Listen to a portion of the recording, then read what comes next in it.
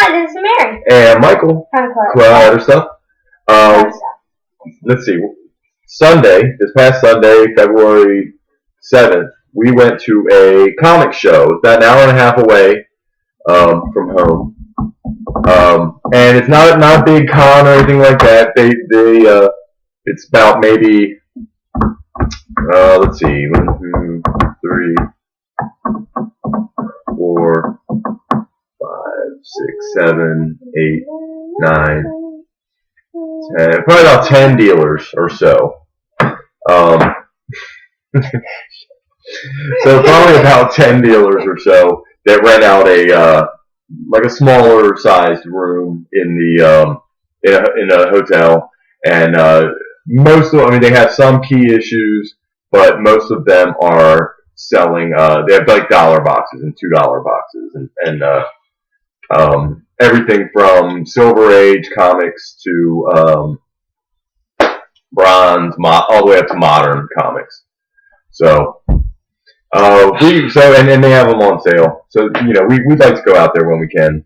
So we got a lot. We got quite a few. We'll let Mary start to show off the ones she picked up. Okay. So first, hold on.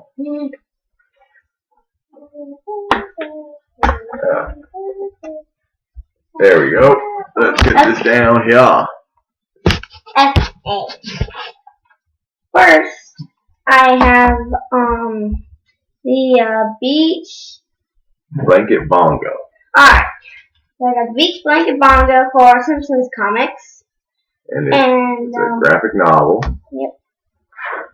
A bunch of comics in there. And stuff. Yeah, go ahead. You can yeah, and I was just showing how thick it was. Yeah, so I already started reading it. I read a couple stories, and it's pretty interesting. Alrighty. Next one. Aliens vs. Zombies. I already read, I forget if it was even the first and second one, but anyways, I liked it. I liked the comics that I read of Aliens. And this one is the San Diego Comic-Con exclusive variant cover of issue 1. And it was produced by, it's published by Zenescope Comics. Go ahead. Sorry, I just wanted to add in some of the technical details there. Yeah. Sorry. So,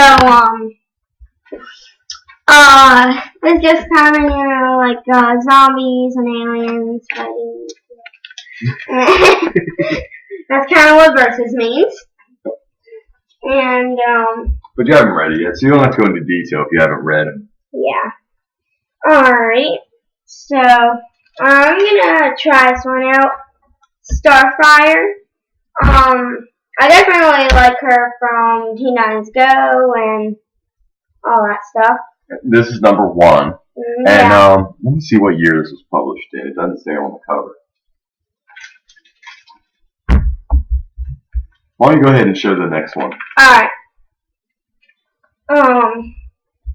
It's Little Archie, Legend of the Lost Lagoon. Yep, and it's the Free Comic Book Day version.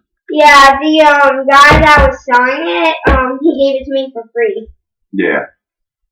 He's a retired school teacher, and he always gives away, these kids comics, especially like Free Comic Book Day comics, that kind of stuff.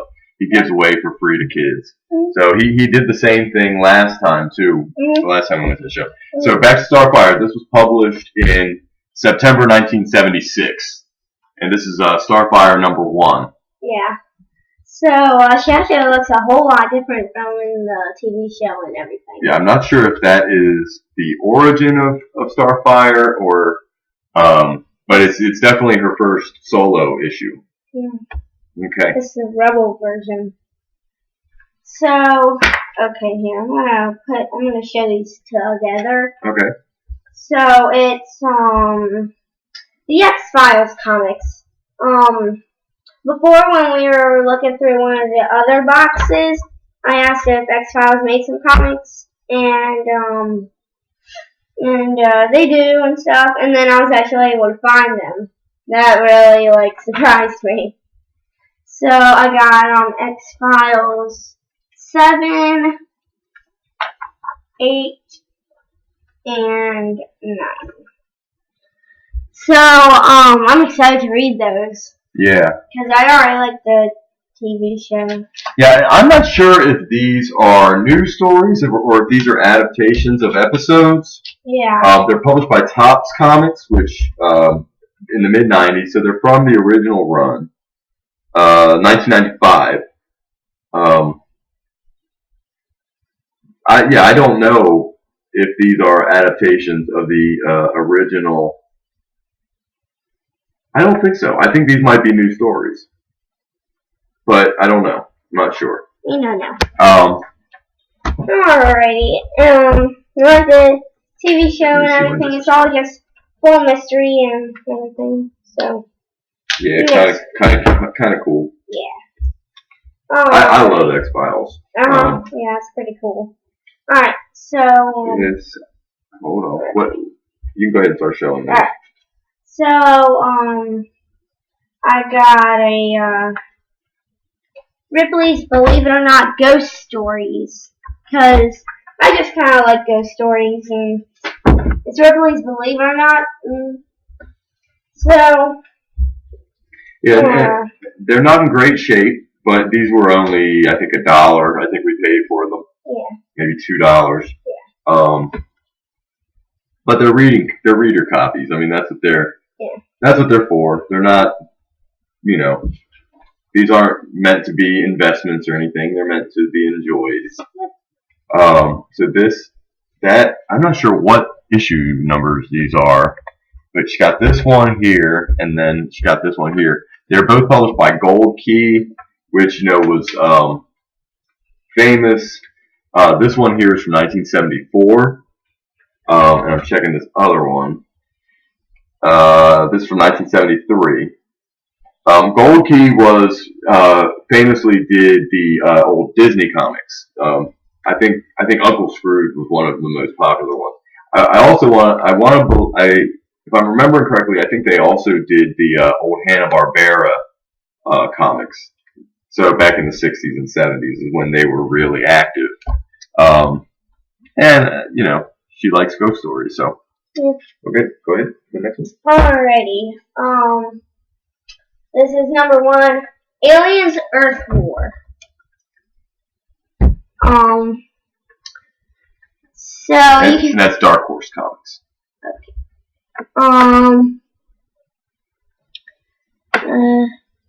You don't really know. You haven't read it yet. Yeah. You don't really know anything about it. Yeah. Okay. I like aliens. They look cool. Yeah, if you don't have anything to say about it, you can just move right along. Yeah. I got it's a single Simpsons comic. It's not so it's Summer Shining. Shindig. Oh. Yeah, Summer Shindig number 5. Is that even a word? Yeah, it is. What does it mean? A shindig? It's like a party. Okay. And then the bear over there is all weirded out or something. I don't know. Okay.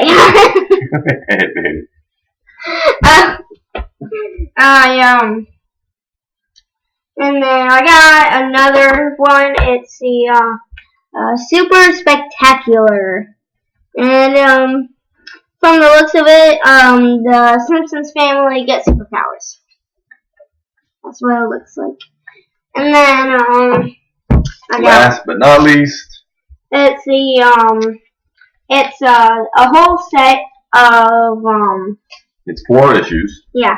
Pet Avengers. Yeah, Lockjaw and the Pet Avengers Unleashed. So it's got Lockjaw. Where is he? Where is he? Oh no, there's Frog, Thor. I can't remember his name. There's Lockjaw from the Inhumans. Looks like some of those animals might be from Kazar, the Lost World. And I'm pretty sure that's where the saber-tooth tiger is from. There's a couple cats that I can see. Yeah, and I think that might be the falcon's bird. There's the dragons from what's her name? Oh, I can't remember. But they're from the X-Men. Anyway, yeah, I don't really know much about the Pet Avengers, but they look pretty cute. Yeah. They're pets. Okay. Alright, so those are the ones. That's the ones Mary got. I'm gonna try to buzz through these a little bit faster. So I was able to actually make some progress on a couple of the sets that I'm pulling together.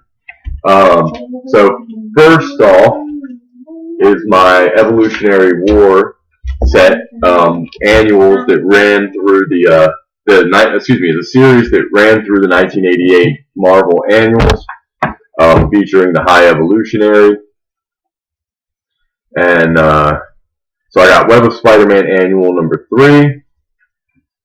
I'm sorry, Web of Spider-Man Annual number 4, and I got Silver Surfer Annual number 1.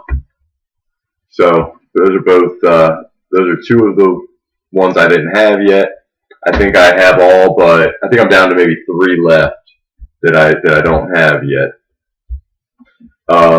I also made a little bit of progress on my Secret Wars 2 set.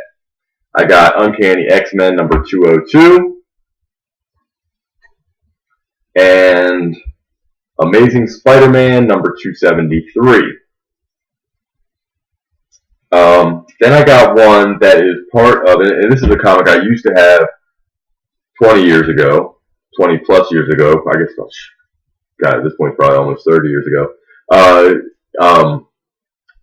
Marvel Team Up number 137, and it is Aunt May and Franklin Richards versus Galactus. This was during Assistant Editors Month. It was January 1984, and I think I have mentioned this before. Marvel did what they call Assistant Editors Month, and basically most of the comics published that month are outside of continuity.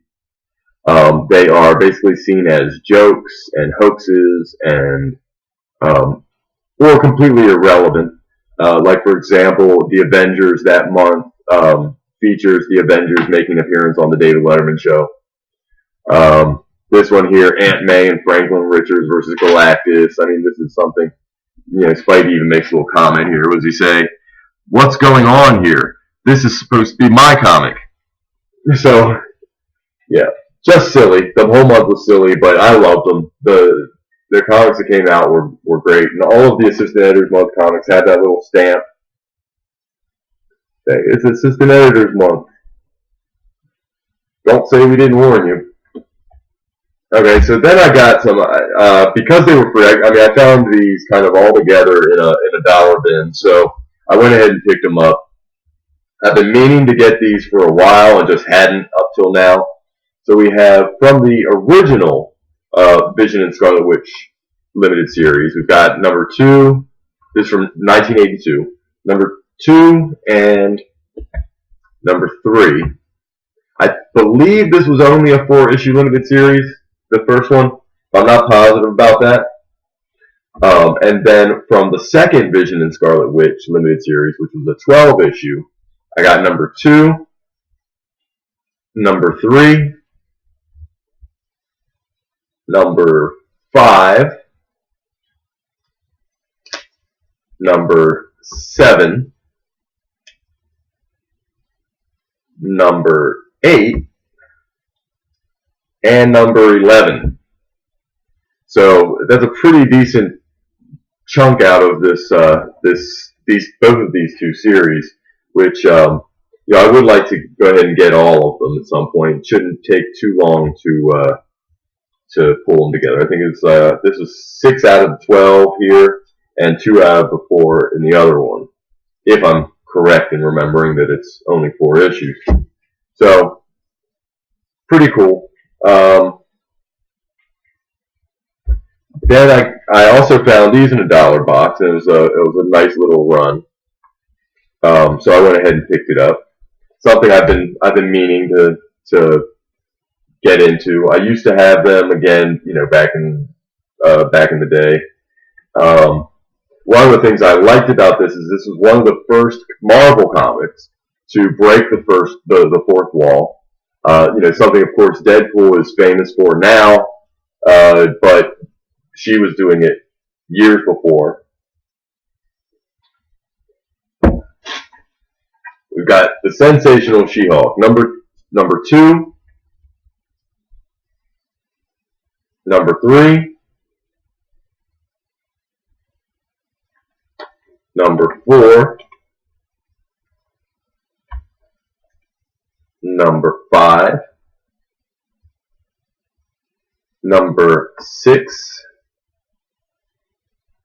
number 7, and last but not least, number 8. So, again,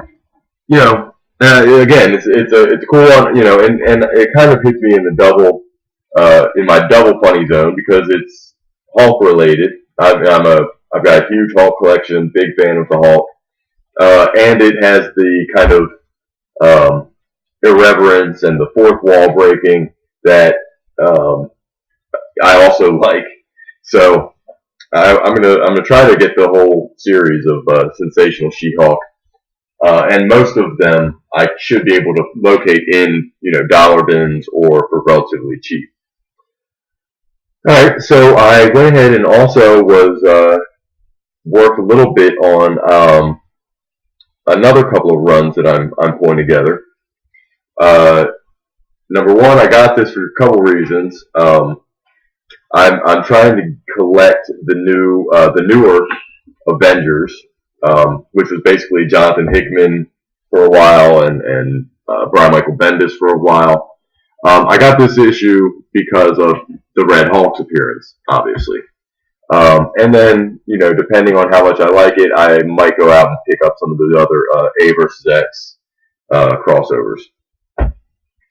But then I got these because I just want to pick up all of his books, honestly. I'm so impressed with Jonathan Hickman in Secret Wars, and kind of looking at how he built up the ideas for Secret Wars years in advance even. It's really just a slow build, and you don't see that very often in this culture anymore. So I picked up the Avengers number 38, number 40, number 41, number 42, and number 43. And these are all written by Jonathan Hickman, and it's part of the Time Runs Out run. And then I also picked up some other ones that are related to these. Well, actually, it looks like I only got one of these. New Avengers number 28. You can see there it's also part of the Time Runs Out, written by Jonathan Hickman. This looks like it has something to do with the Illuminati, because I can see on the front of it you've got Black Bolt, the Beast, Black Panther, Mr. Fantastic, and Doctor Strange, and then also the Hulk. I don't know if this is a wraparound cover, but if it's not, they're fighting someone off the cover. So I also went back and picked up some other just kind of random back issues that looked interesting. Captain America number 354. I'm Back, and this is actually after John Walker was fired as Captain America and Steve Rogers was reinstated. John Walker started using Steve Rogers' costume from his the Captain persona, and was known as U.S. Agent. And this would be the first issue of U.S. Agent. And then I kind of just picked this issue up. I don't think there's anything special about it, but I picked it up because it has the Avengers in it, and that's Hulk number 7. So it goes in with my Hulk collection and my Avengers collection. And then What If, which is another run I want to try to pull together.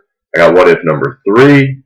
It's not perfect condition or anything, but it's a good reading copy.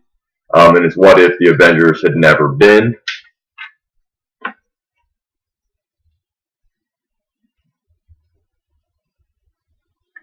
And this was sitting in a dollar bin in remarkably good condition. A little bit of dings on one of the corners, and a couple of kind of spine creases, which is kind of to be expected in a lot of black cover issues. But West Coast Avengers number 1. This is the first issue of the regular series. Of course, the more popular is the number 1 from the 4-issue limited series, but this is number 1 from the regular series. And then, last but not least, I got this for half price, and it was one I've been wanting to get Mary to read for a while, because I remember liking these when I was a kid. Oh, yeah. And I thought she might be able to associate with it, and that is Power Pack. Power Pack, of course, were 4 kids who were given powers they're almost like a kid version of the Fantastic Four. And just to make sure that everyone understood that, while he wasn't a member of Power Pack, Franklin Richards was closely associated with this team, and for a while was almost like a 5th member of Power Pack. But this was it was a fun series back in the 80s. Wasn't particularly great or anything spectacular. Most collectors forget about it. I loved it. I was probably 12, 13 years old when this series launched, maybe 11, somewhere around that time when the series launched. And I would read it, and I liked it because it was a little bit easier to associate with these kids than it would be to associate with some of the adult superheroes. So anyway, that's it. We had a great time at the comic show, and even though last time we went, Mary got kind of bored and had an upset stomach and stuff, so we didn't get to stay very long. But this time we went, and she was digging through these boxes looking for stuff she wanted, and had a lot of fun. It was a great day for the Clutter Stuff family. So anyway, that's it, guys. This video is long enough, so I guess we aren't going to take up any more of your time. Thanks for watching, and if you made it all the way to the end, like, comment, and subscribe. Bye-bye. Bye.